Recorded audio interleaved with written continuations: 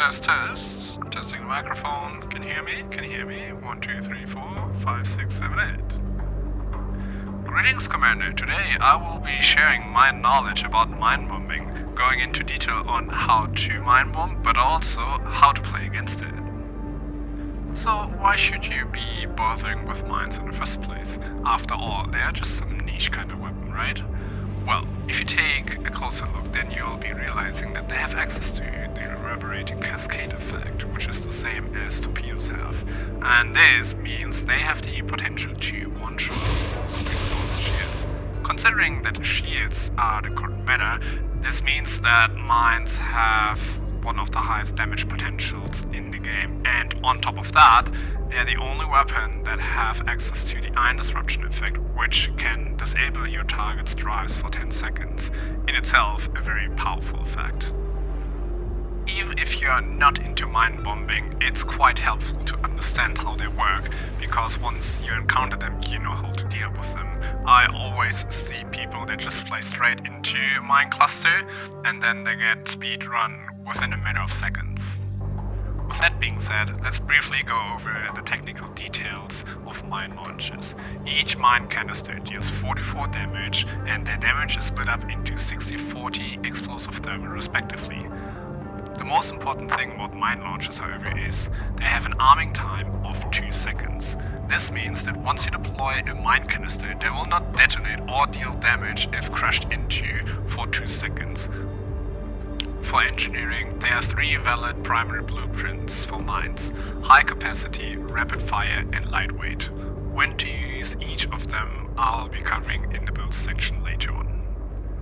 Lastly, we also have the shock mine launcher, which quite a few people have asked me about if they're viable, and my personal opinion is no, because they deal only 32 damage instead of 44, which means that your reverberating cascade effect will also suffer from lower damage, but also they have a force shell-like effect, which push off your target and prevent it from flying through the entire carpet. So you're basically doing your opponent a favor when using shock mine launches.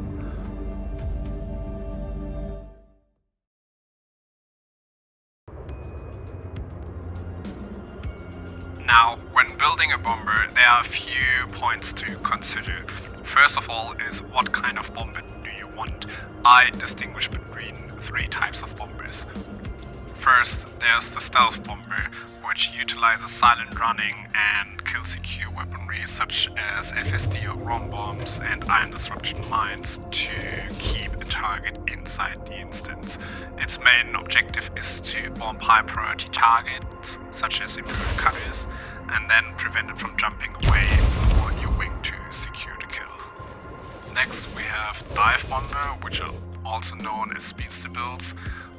They usually speed up to 870 meters per second and have lightweight mine launchers equipped. Their main and only objective is to bomb reverse ski targets such as imperial cutters and sometimes mambas, but especially cutters, and deny them to reverse ski in the first place. How does this work? You boost towards that reversing cutter and you position yourself behind it. Since it's reversing, you just deploy your mines and it will, since it's only flying into a straight line, fly into your entire carpet of mines. Then it will be bombed and will be either killed or forced to wig out of the fight. And finally, we got the hybrid bomber type, which is personally my favorite because it utilizes both mines and regular weaponry to be effective in a wing fight, regardless if it is organized or organic. Their main purpose is not so different from any other ship. You deal damage, but you also got access to the utility of mine launches. However, since you're probably using half of your hardpoint slots for mines, you cannot afford to go regular meta weapon loadouts like efficient PAs. Instead, you'll be forced to compensate for your lack of DPS by using overcharged or short-range blaster PAs or any other kind of high-damaging weaponry like fragment cannons or even plasma charges.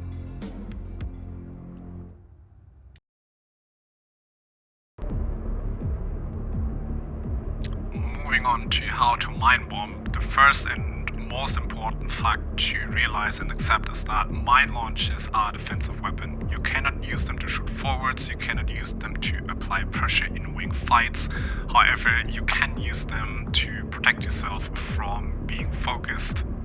Because even if you're getting focused, you can just deploy mines and potentially bomb someone's shields from the enemy wing, instantly creating huge value and hit point advantage, which just can't be achieved by traditional weaponry in the same amount of time, even when the target is standing still and the entire wing is hammering down on the target.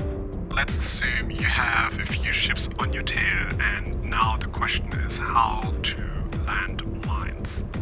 Unfortunately, there is no single definitive answer to the question.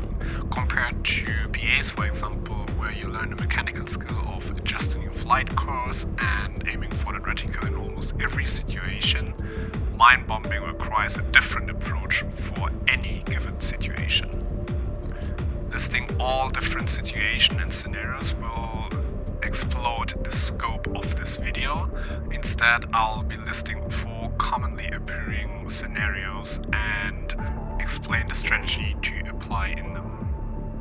The first scenario is when your target is directly flying at you in a straight line. This is most likely the easiest scenario. What you want to do is hit the reverse throttle, look at your target and just hold down the fire button to deploy a whole carpet of mines. Your target will fly into you and thus into your carpet, immediately being bombed, losing their shields, and assuming they have no hole underneath, you can follow up with a boost, attack with your primary weapons if you have them, and then potentially even kill your target in one single pass.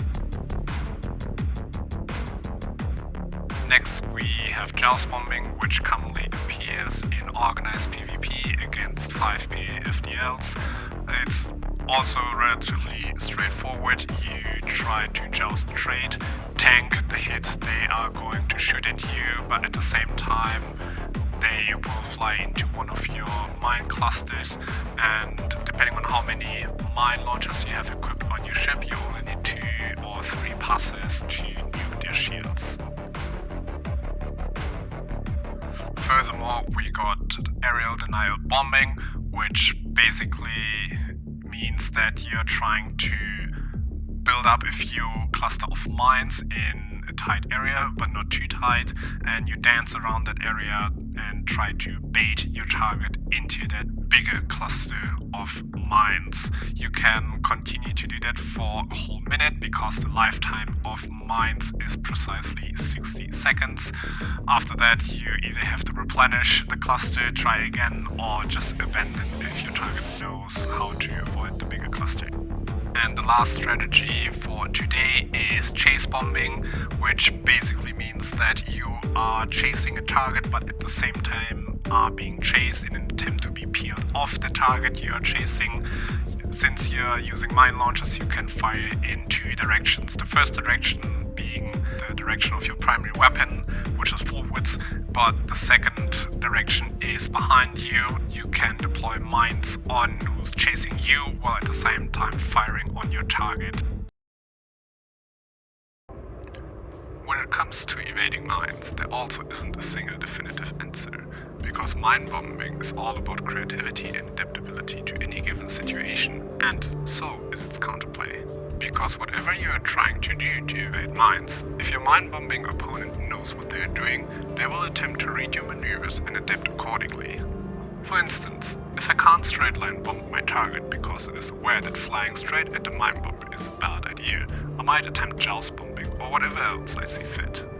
This means that the situation can change throughout the course of the fight, and both parties are required to continuously adapt to new situations when they arise.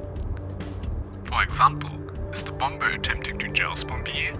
Try to hit your PAs from further away and avoid jousting. Instead, you could try orbiting.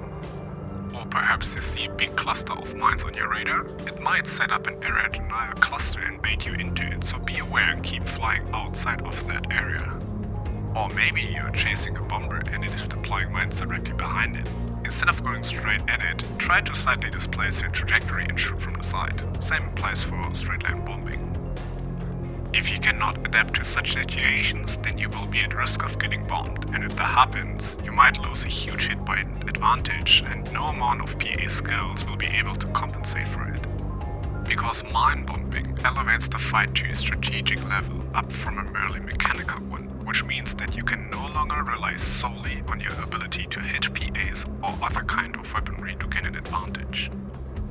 And this is the main reason why minebombing can be incredibly strong if utilized correctly. But most importantly, it is also the main reason why it can be incredibly fun and refreshing, because the playstyle is just so much different from other playstyles.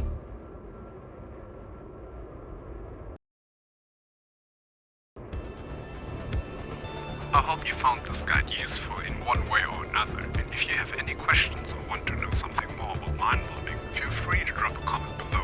I usually reply to every single one. And to conclude this video, here's a showcase of a few highlights I have saved up while minebombing. Thanks for watching, and perhaps I see